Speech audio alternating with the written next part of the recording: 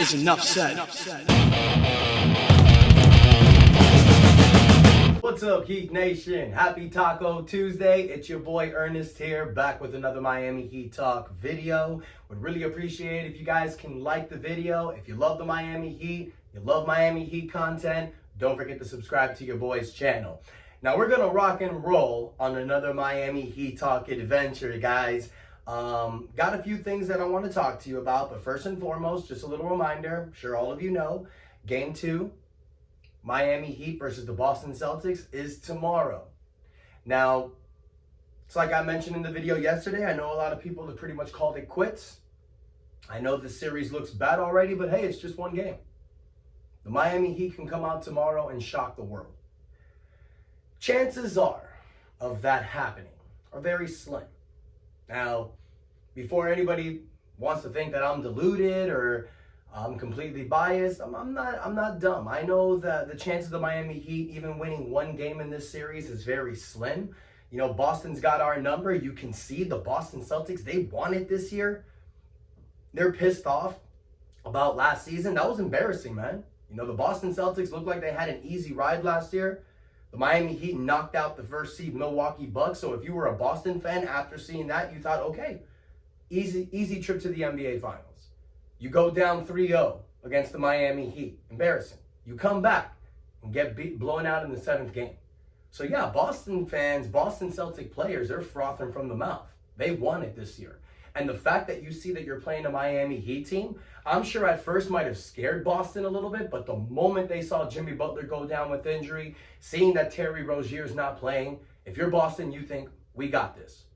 But one thing that I do respect about Boston is that they're not giving the Miami Heat, like, disrespect. They're saying they know what Coach Bo does. They know what this team can do. So they need to keep coming at them. And that's respect right there. Because, guys, this has been a rivalry between the Boston Celtics and the Miami Heat that goes back all the way into 2010. So it's been a great series. It's been a lot of fun. And what I want to see tomorrow is a competitive series. I called out Tyler Herro yesterday, and I'll do it again. We need a big game from Tyler Herro. He's done it before. The future is now. There's no Jimmy Butler. There's no Rozier right now. Terry's week to week. So right now, if you're Tyler Herro, you need to think to yourself, I want to put this team on my back and show out. And by Tyler Herro having great games this series, it only benefits Tyler and it benefits the Miami Heat.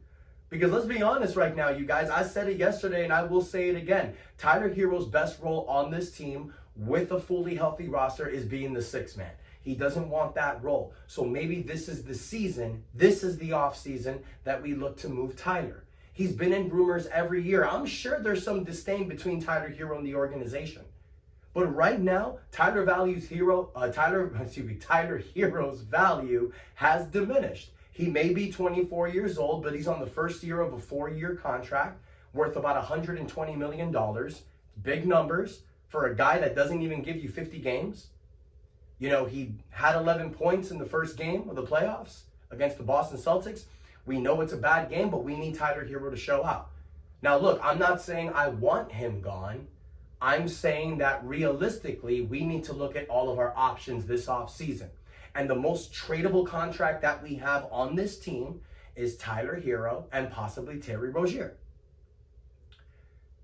I feel that Rozier works for this team. Even though he's injured now, when you've seen him play with this team, he works.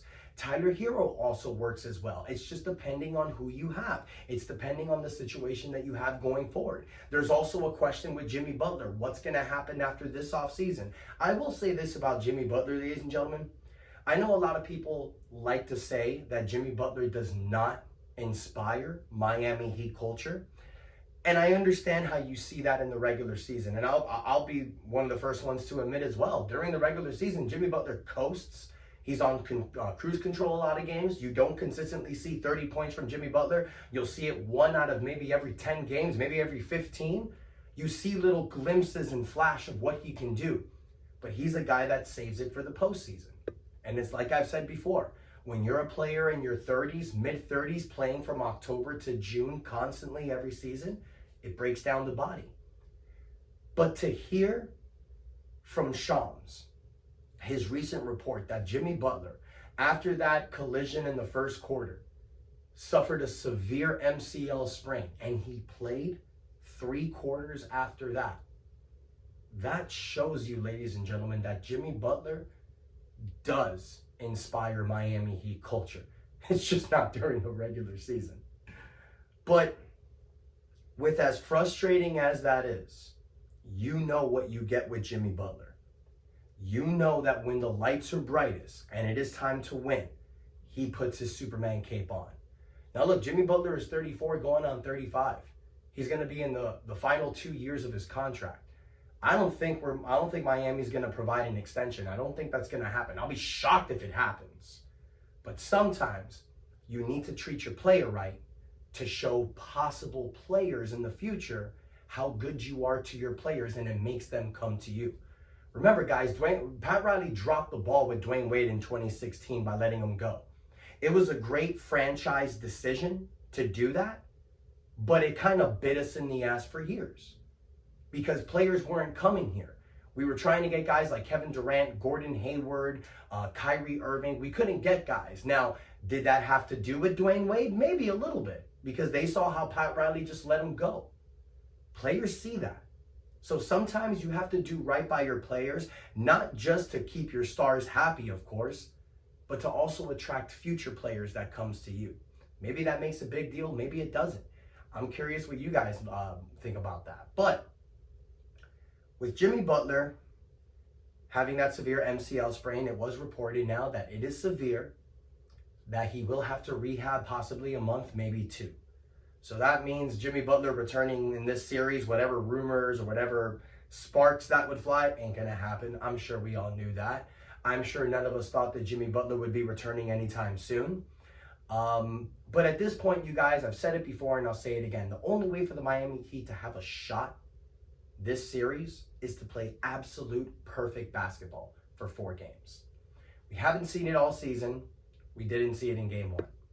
Well, no, we've seen it in the season, but majority of the season, we really haven't seen it. So what you're hoping is that in game 2, Tyler Herro's hitting his shots. Tyler Herro is giving them the business. Bam Adebayo gives you the same. 20 points, 10 rebounds, bruising down low. Jaime Jaquez is showing the version of himself in the first half of the season. Caleb Martin is going balls to the walls like last year. Duncan Robinson and Kevin Love are hitting their threes. And Haywood Highsmith and DeLon Wright are shutting these guys down defensively. Nikola Jovic gets you the rebounds, gets you the transition offense, hits his 3-point shots. Everybody does that. Then yeah, we can win game 2. That is the way for us to steal game 2. Now, right now, you guys, another piece of unfortunate news as well, Terry Rozier. We really don't have any signs of a return. We don't know if it's going to happen because every time Spo gets on the podium, he says the same thing. It's day to day. It's week to week. We don't know. So I don't think it's likely for Terry Rozier to return game 2. It's possible he might come back game 3, maybe even game 4. But the likelihood for him returning tomorrow is unlikely. You know how the Miami Heat is, though, you guys. They'll just bring a player back and it'll be out of nowhere. Look what happened with Tyler Herro when he came back against the Rockets. It was literally reported the day before. So we're hoping we hear some magic news later today, possibly tomorrow. We need Terry Rozier in this series. Rozier's a bucket getter just like Tyler Herro. We need to put them boys out there and let them go to work. You have to have Terry Rozier out there. If you don't have Terry Rozier, the likelihood of winning 1 game is going to be tough. Maybe we can steal 1. Maybe we can even get 2. But without Terry Rozier, without Jimmy Butler and Duncan Robinson playing the way that he's playing, guys, it's super tough. But if any team can do it, it's the Miami Heat.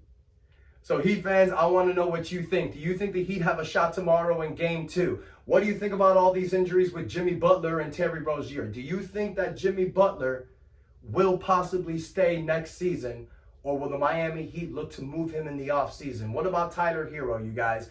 You think Tyler Herro should stay with this roster, should leave? Should we move both Jimmy Butler and Tyler Herro? I want to know your thoughts in the comments, you guys. Let me know what you think. Don't forget to smash the like button if you like the video. Don't forget to subscribe to the channel, you guys. We are close to 4,000 subscribers. I want to thank everyone that takes the time to support the page. I love y'all. Y'all the real MVPs. Recently, I've been meeting a few of you guys. You know, I'm in the park, I'm in the grocery station, even in the Heat game. Some of you guys come up to me and dab me.